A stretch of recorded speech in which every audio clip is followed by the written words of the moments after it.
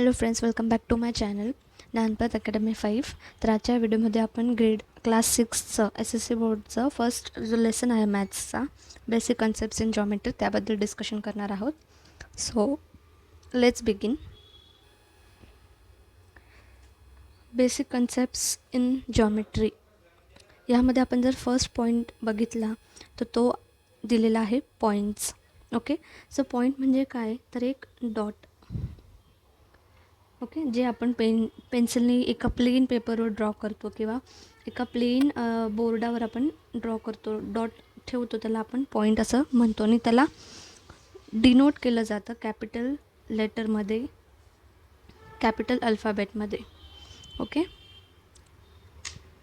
Second जर concept बघितलं तर ती आहे line segments and line. Line segment जेव्हा आपण म्हणतो तर तिला 2 एंड पॉईंट्स असतात. ठीक आहे, एका पॉईंटपासून स्टार्ट होते आणि दुसऱ्या पॉईंटला ती स्टॉप होते.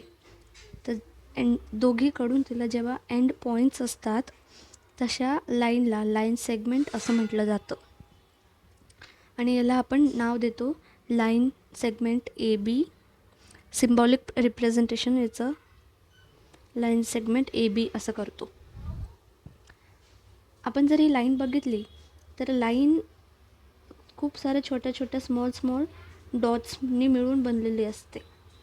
ओके, तिच्यामध्ये infinite number of dots present असतात. तरी इकडे पण कंटिन्यू नेवर एंडिंग असते आणि या साईडला पण, अदर साईडला पण नेवर एंडिंग असते. हे ॲरो म्हणजे काय, न संपणारी.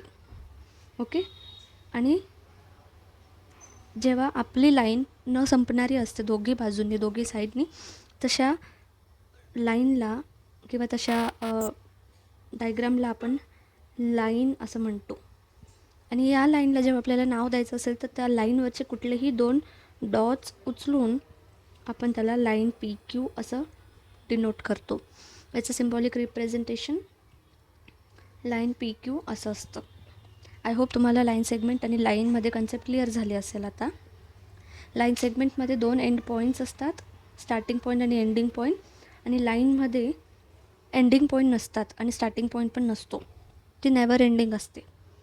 ओके, नेक्स्ट कन्सेप्ट आहे ती म्हणजे रे. ओके,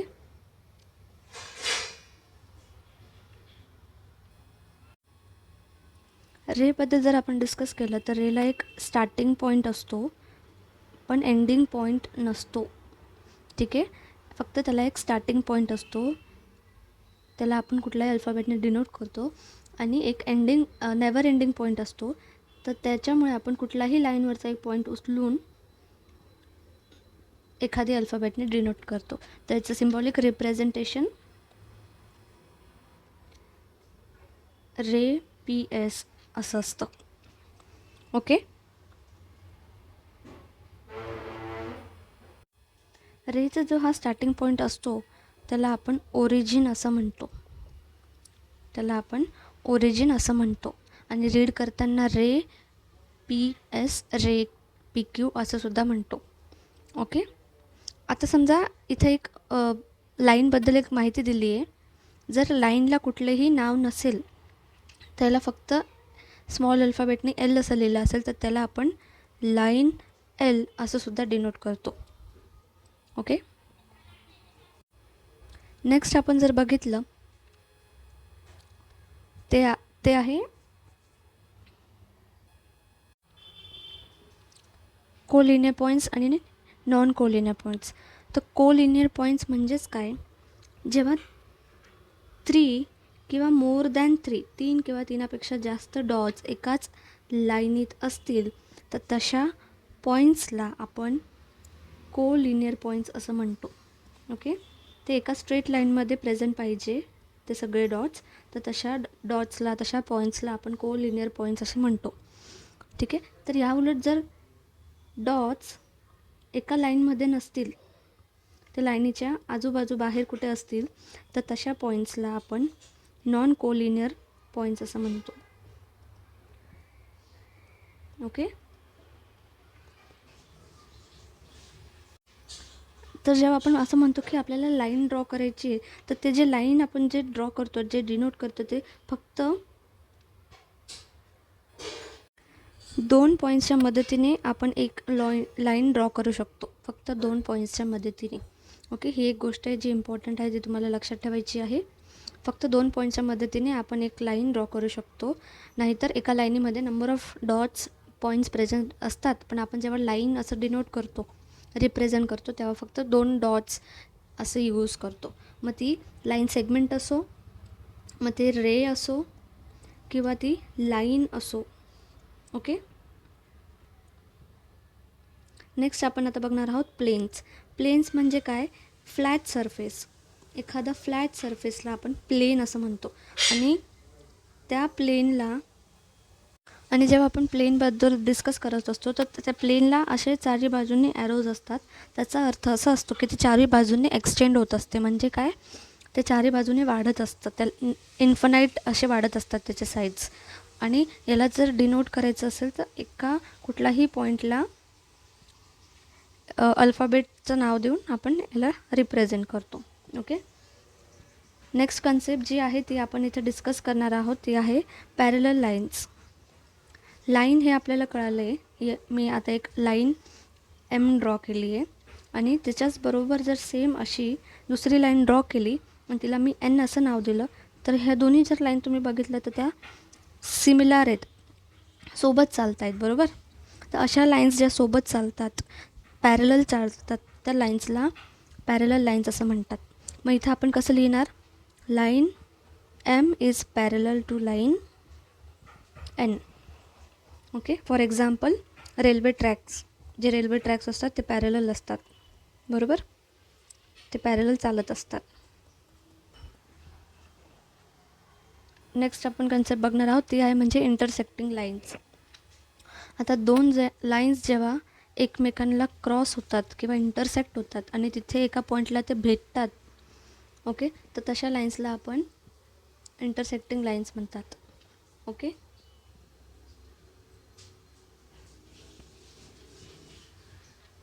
तर क्वेश्चन असंही विचारले जाऊ शकतात की तुमची लाईन एम आणि लाईन एन इंटरसेक्ट ही होत आहे, ती कुठल्या पॉईंटला होत आहे? तर ती ओ पॉईंटला होत आहे.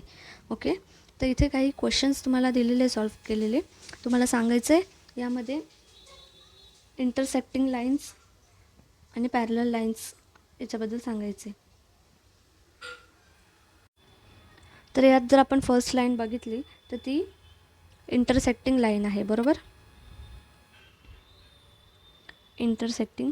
सेकंड लाईन जी आहे, जी सेम चालते, सारखी चालते, तशा लाईनला आपण पॅरलल लाईन असं म्हणतो, बरोबर.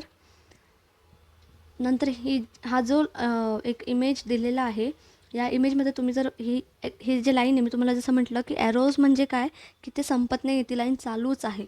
तर जर मी या लाईनला अशीच स्ट्रेट चालूच ठेवली, ओके, आणि दुसरी लाईनला जर मी असंच खाली आणलं, तर ती कुठेतरी मीट होईल, बरोबर, ती कुठेतरी भेटेल एका पॉईंटला. तर तशी लाईन्सला काय म्हणू आपण? Intersecting lines. ओके, आता इथे एक तुम्हाला छान असं उदाहरण, एक्झाम्पल दिलेलं आहे. तिथं म्हणतात की कबड्डी जे खेळतात पोरं, राईट, मुलं, तर ते बसलेले कसे असतात? तर ते एका लाईनीमध्ये बसलेले असतात. म्हणजेच काय, जे मुलं लाईनीवर बसलेत ते मुलं काय झाले? एक्झाम्पल ऑफ कोलिनियर, म्हणजे ते एका लाईनीत बसलेत ना. म्हणजे मुलं इथे प्लेयर्सला पकडतायत, ते लाईनीच्या बाहेर आहेत, म्हणजे ते काय झाले? Non collinear. ओके, तर हा जो प्रकार आहे कोलिनियर, नॉन कोलिनियर, तर हे रिअल लाईफमध्ये पण आपण ऑब्झर्व करतो खूप ठिकाणी. जसं कबड्डी, खो खो झालं, त्यानंतर जे कन्स्टिलेशन आहेत, म्हणजे जे आकाशामध्ये जे तारे वगैरे असतात, ते एक पर्टिक्युलर आकार बनवत असतात कधी कधी, बरोबर. तर ते आकार आपण जर बनवायला घेतलं तर ते ऑब्झर्व करताना आपल्याला एका लाईनीत कधीतरी आढळून येतात. आणि जे एका लाईनीत दिसतात ते कोलिनियर स्टार्स असतात, जे एका लाईनीत नसतात ते आपण नॉन कोलिनियर स्टार्स म्हणून असं एक्झाम्पल देऊ शकतो. नेक्स्ट आपण बघणार आहोत प्रॅक्टिस सेट 1. ओके, तर इथं फर्स्ट क्वेश्चन असा दिलेला आहे look at the figure along side and name the following. ठीक आहे, इथं आपल्याला एक फिगर देऊन ठेवलेली आहे ही, आणि त्यानुसार आपल्याला काही जे क्वेश्चन्स विचारले त्याचे आन्सर्स द्यायचे आहेत. तर जे फर्स्ट क्वेश्चन आहे कोलिनियर पॉईंट्स. ओके, तर आपल्याला या डायग्राममधून कोलिनियर पॉईंट्स कोणते आहेत ते सांगायचे आहेत. आता आपण डिस्कस केलं आहे की कोलिनियर म्हणजे काय, एका लाईनीत असणारे 3 किंवा 3पेक्षा जास्त. तर या लाईनीत एका लाईनीत असणारे कुठले पॉईंट्स आहेत जर आपण बघितले तर मला आर, ओ आणि एन हे एका लाईनीत 3 पॉईंट्स दिसत आहेत. तर मग मी इथं लिहिताना लिहिल point R, point O, point N हे कोलिनियर पॉईंट्स आहे. ओके, हे माझं झालं फर्स्ट आन्सर, फर्स्ट एक्झाम्पल. मी अजून आता बघेल अजून कुठले असे पॉईंट्स दिसत आहेत का मला. तर हो, हे बघा एम, ओ आणि टी. राईट, मला अजून एक एक्झाम्पल इथं भेटलेलं आहे. पॉईंट एम, पॉईंट ओ आणि पॉईंट टी. तर हे जे पॉईंट्स आहेत ते कोलिनियर पॉईंट्स आहेत कारण की ते एका लाईनीमध्ये प्रेझेंट आहेत. अजून काही एक्झाम्पल्स आहेत का आपण बघून घेऊयात. पी ओ एस एका लाईनीत नाही आहे, एन ओ एस एका लाईनीत नाही आहे, टी ओ एस पण एका लाईनीत नाही आहे. त्याचा अर्थ आपल्याला 2 हे एक्झाम्पल्स इथे भेटलेले आहेत कोलिनियर पॉईंट्सचे. नेक्स्ट जर बघितलं आपण तर ते रेज विचारलेत. ओके, सेकंड जो क्वेश्चन आहे ते त्यात आपल्याला रेज असं विचारलं आहे. तर यामध्ये कुठले कुठले रेज आहेत ते सांगायचं. तर आपण जेव्हा डिस्कस केलं तर रेची डेफिनेशन कशी बघितली होती, तर रेला एक स्टार्टिंग पॉईंट असतो पण एंडिंग पॉईंट नसतो. बरोबर, रेला स्टार्टिंग पॉईंट असतो पण एंडिंग पॉईंट नसतो. तर अशी दिसणारी आकृती जी इमेज आहे त्याच्यात आपल्याला दिसते का ते बघायचं आहे. तर इथं जर मी बघितलं, हा माझा स्टार्टिंग पॉईंट मी ठरवेल आणि स्टार्टिंगपासनं इथे एक आहे, मला एक रे ओ एस भेटला, तसाच रे ओ टी,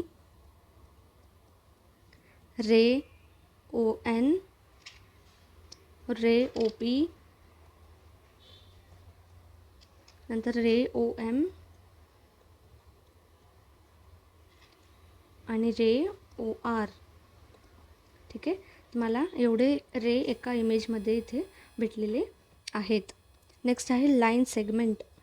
ओके, तर आता आपल्याला याच इमेजमध्ये लाईन सेगमेंट हे शोधायचे आहे. ठीक आहे, तर आता लाईन सेगमेंट म्हणजे काय, त्याला 2 एंड पॉईंट्स असतात असं आपण डिस्कस केलं होतं. बरोबर, तर इथे एंड पॉईंट्स कुठे कुठे आहेत, तर एम आणि टी. बरोबर, तर मी इथे लिहिणार सेगमेंट एम टी, नंतर आर आणि N, segment R N, segment O आणि पी, सेगमेंट ओ पी, तसेच सेगमेंट ओ एन, तसंच सेगमेंट ओ टी, तसंच segment O S, segment O M. Okay, तर हे आपल्याला लाईन सेगमेंट्सचे एक्झाम्पल या इमेजमध्ये भेटलेले आहेत.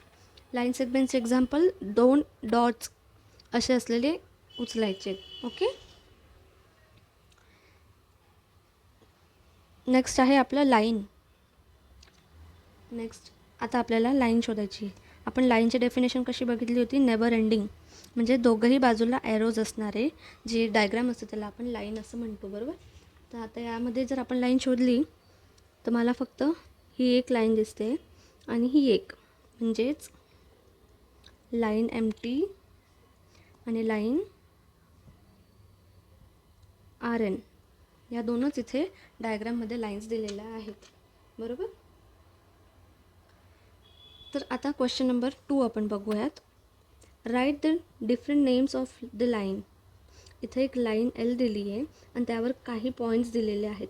यावरनं आपल्याला वेगवेगळे लाईनचे नावं असे बनवून लिहायचे आहेत. ठीक आहे, तर मी क्वेश्चन 2 इथे सॉल्व करते.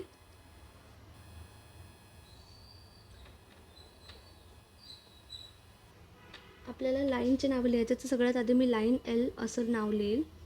ठीक आहे, जसं आपण डिस्कस केलं होतं. त्यानंतर लाईन, मी तुम्हाला अजून एक गोष्ट सांगितली होती की लाईनमध्ये फक्त 2 पॉईंट्सनी एक लाईन रेडी होते. तर तसे 2 पॉईंट्स असणार आपल्याला उचलायचे आहेत. तर इथं मी आता उचलते line A B, line A C, line A D, line B C, line B D, सगळेच पॉईंट्स. ओके, सगळे 2-2 पॉईंट आपण इथे लिहूयात. आणि लाईन सी डी. आता आपण पुढचे क्वेश्चन्स बघूयात. तर इथे एक मॅच द पेअर अशी देऊन ठेवलेली आहे क्वेश्चनमध्ये. तर इथे एक डायग्राम दिली. मी तुम्हाला जसं सांगितलं होतं बोथ द एंड्स, दोघीकडे ॲरोज आहेत. म्हणजे ही काय सांगते आपल्याला की ही नेवर एंडिंग आहे. नेवर एंडिंग ही लाईन असते. नंतर 2 एंड पॉईंट्स असलेली असते लाईन. सेगमेंट हा प्लेन असतो, प्लेनचा डायग्राम दिलेला आहे. आणि ही एक रेची डायग्राम दिलेली आहे. एक रेमध्ये एक स्टार्टिंग पॉईंट असतो पण एंडिंग पॉईंट नसतो, बरोबर. इथे आपले मॅच द पेअर असं पद्धतीने सॉल्व झालेलं आहे. नेक्स्ट क्वेश्चन आपण बघूयात. Observe the picture figure below, name the parallel lines, concurrent lines and the point of concurrence in the figure. तर इथे कॉन्करन्स लाईन्स म्हणजे काय नेमकं पहिले आपण डिस्कस करून घेऊयात. कॉन्करंट लाईन्स म्हणजे अशा लाईन्स ज्या 3 आणि 3पेक्षा जास्त इंटरसेक्ट होतात. Okay, for example he line number 1 एक मी ड्रॉ केली आहे. त्यानंतर लाईन नंबर 2 इंटरसेक्ट होते, मिक्स होते, मीट करते ती. त्यानंतर लाईन नंबर 3 मीट करते, इंटरसेक्ट होते. नंतर लाईन नंबर 4. तर ह्या ज्या लाईन्स आहेत ते एकमेकांमध्ये इंटरसेक्ट करत आहेत, बरोबर. तर अशा लाईन्स ज्या 3 किंवा 3पेक्षा जास्त इंटरसेक्ट करतात किंवा मिक्स होतात, अशा लाईन्सला आपण कॉन्करंट लाईन्स असं म्हणतो. ओके. आणि ज्या पॉईंटला ते मीट करतात, इथे फॉर एक्झाम्पल इथे भेटले, ह्या पॉईंटला सगळ्या लाईन्स भेटले, राईट. तर ह्या पॉईंटला आपण पॉईंट ऑफ कॉन्करन्स असं म्हणतो. Point of concurrence. तर लक्षात ठेवा, 3 दिसले आणि त्याहून जास्त असले तशा पॉईंट्सला आपण पॉईंट ऑफ कॉन्करन्स असं म्हणूयात. तर आता आपण याचं क्वेश्चन सॉल्व करूयात. इथं जर बघितलं या फिगरमध्ये आपल्याला पहिले विचारले की पॅरलल लाईन्स कोणत्या आहेत ते आपल्याला ओळखायचे आहेत. तर पॅरलल्स म्हणजे काय, तर समोरासमोर बरोबरीला बाजूबाजूला चालणाऱ्या लाईन्स, बरोबर. तर इथे जर आपण बघितली बी, एम आणि क्यू या एकाच वेमध्ये बाजूबाजूला चालत आहेत लाईन्स, बरोबर. तर मी इथे लिहिते, फर्स्टचा आन्सर आहे line B, line M, line C, sorry Q, हा क्यू येते, ठीक आहे, लाईन क्यू. तर नेक्स्ट आता आपण बघूयात, आपल्याला इथे कॉन्करंट लाईन्स असं विचारलेलं आहे, ठीक आहे. आता जस्ट आपण डिस्कस केलं कॉन्करंट लाईन्स म्हणजे 3 लाईन्स ज्या मीट होतात, इंटरसेक्ट होतात. तर इथे जर आपण ऑब्झर्व केलं तर मला लाईन सी, बी आणि ए मीट होताना दिसते. आणि ही जर लाईन आपण बघितली तर मी तुम्हाला सांगितलं आहे की 2 पॉईंट्सनी एक लाईन बनते, बरोबर. तर मी हा पॉईंट ए घेतला आणि इथून हा पॉईंट सी घेतला आणि ही आपली चौथी लाईन इथे तयार झाली, बरोबर. तर मग आता आपण सेकंडचा आन्सर असं लिहूयात. तिथं विचारलं आहे कॉन्करंट लाईन्स, कोणकोणत्या लाईन्स ज्या आहेत ते इंटरसेक्ट होत आहे. तर आपण लिहिणार line A, line B, line C आणि लाईन ए सी या कॉन्करंट लाईन्स आहेत. ओके. अजून कुठली दिसते का, इकडचं जर आपण डायग्राम बघितली, फिगर बघितली तर यामध्ये सुद्धा मला क्यू, पी आणि सी डी या कॉन्करंट लाईन्स दिसत आहेत, ठीक आहे. तर याचा अजून एक आन्सर आहे, तर line P, line Q, line C D या पण कॉन्करंट लाईन्स आहेत. ओके. आता जर नेक्स्ट क्वेश्चन बघितलं इथे विचारलं आहे पॉईंट्स ऑफ कॉन्करन्स म्हणजे कुठल्या पॉईंटला ते भेटत आहे ते सांगायचं आहे. तर जर पहिलं बघितलं तर एला आणि डीला, तर इथे थर्डचा आन्सर आहे 2 पॉईंट ए आणि सेकंड आन्सर आहे पॉईंट डी. हे पॉईंट ऑफ कॉन्करन्स आहेत. ओके. तर आजच्या ह्या व्हिडिओमध्ये आपला फर्स्ट लेसन हा कंप्लीट झालेला आहे with solution and each and every example. तर इथे आपण आता स्टॉप करूयात. Thank you for watching.